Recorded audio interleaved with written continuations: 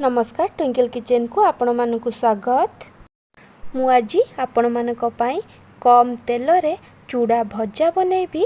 आपणकर जदि किछि चटपटा खाइबा पई मन होउची ताहले आपण ए चूड़ा भजा को बहुत कम समय रे बनै परिबे।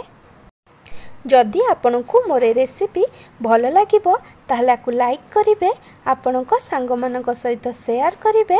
जदि मो चैनल को एपर्यंत सब्सक्राइब करि नाहंती ताहले सब्सक्राइब करबा को जमार भूलिबेनी। पाखर थिया बेल आइकन टी को क्लिक करिवे। एहा द्वारा मो जो वीडियो आसीबो आपण प्रथमे देखि परिबे। चलंतु बनेबा चूड़ा भजा। चूड़ा भजा पाई मु एठी 2 कप चूड़ा नेइची। चूड़ार क्वांटिटी आपण हिसाब रे कम बेसी करि परिबे। मु एठी पतला वाला चूड़ा नेइची, आपण को भी क्वालिटी रो चूड़ा नै परिबे।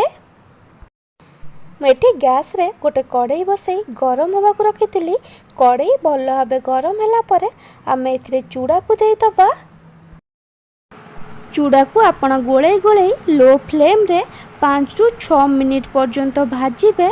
चूड़ा को आपण कंटिन्यूअस गोळे गोळे भाजिबे, नहले चूड़ार तळपट लागी पोड़ी जाई पारे। चूड़ा को मेठी लो फ्लेम रे 5 रु 6 मिनिट पर्यंत भाजी देइची। देखि परथिबे चूड़ार कलर एठी टिके चेंज हो जाइची। आपण एमती गोटे चूड़ा नेबे आ हाथ रे गुंड करिवे। जदि चूड़ा पूरा भल भाबे गुंड हो जाउथिबो ताहले आपनको चूड़ा भल भाबे भाजी हो जाइची। चूड़ा को एबे हमें गोटे बाउल ले काढी दबा। मुझे सेम कढ़ाई रे किछि तेल देई गरम होबा को रखिछि। तेल भल भाबे गरम होला परे आमे एथिरे किछि बादाम देई दबा। बादाम रो क्वांटिटी आपणक हिसाब रे कम बेसी करि परिबे। बादाम को गोळे गोळे भल भाबे भाजीबा। एठी बादाम भल भाबे भाजी हे गलानी। आकु एबे हमें गोटे गिन्ना रे काढी दबा। आपण चाहिले एथिरे किछि काजू भाजी की भी पकेई परिबे। एठी तेल गरम थिला, मेथिरे गोटे चामच जीरा आ 2टा सुखिला लंका पकेइची। जीरा आ सुखिला लंका को भल भाबे भाजी हबा को दबा। जीरा आ सुखिला लंका को भल भाबे भाजिला परे आमे एथिरे पियाज पकेइबा। मु एठी गोटे बड़ साइज पियाज को पतला पतला लंबा लंबा करी काटिकी नेइची। पियाज रो क्वांटिटी आपणक हिसाब रे कम बेसी करि परिबे।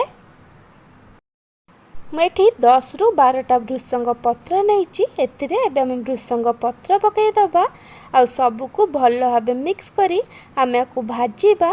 जेमती पियाज टिके लाइट गोल्डन ब्राउन कलर हे भाजी हे जिवो। पियाज एठी भल भाबे लाइट गोल्डन ब्राउन कलर हे भाजी हे गलानी। एथिरे एबे हमें हाफ चम्मच हळदी गुंड पकेइबा। हळदी गुंड एठी ऑप्शनल अछि, आपण चाहिले न पकेई पारंती। सब को भल भाबे मिक्स करी आमे को 20 रु 30 सेकेंड पर्यंत भाजीबा।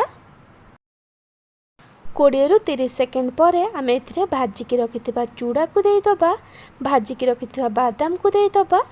एबे सब को भल भाबे मिक्स करी आमे को लो फ्लेम रे 1 रु 2 मिनिट पर्यंत भाजीबा। बादाम को आपण तेल रे न भाजी आपण ड्राई रोस्ट करि परिबे। आपण एथिरे किछि काजू को भाजी की भी देई परिबे। मेटे सब को भल भाबे मिक्स करी 1 रु 2 मिनिट पर्यंत भाजी देइची।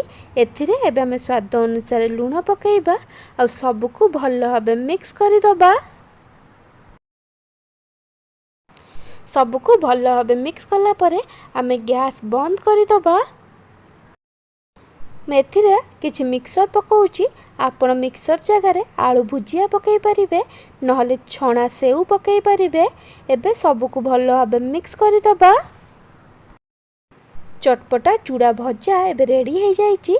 आकु एबे हमें गोटे सर्विंग बाउल ले काढी दबा।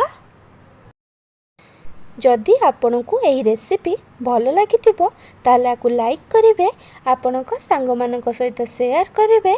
जदि मो चैनल को एपर्यंत सब्सक्राइब करि नाहंती ताले सब्सक्राइब करबा को जमार भूलिबेनी। पाखर थिया बेल आइकन टी को क्लिक करिवे।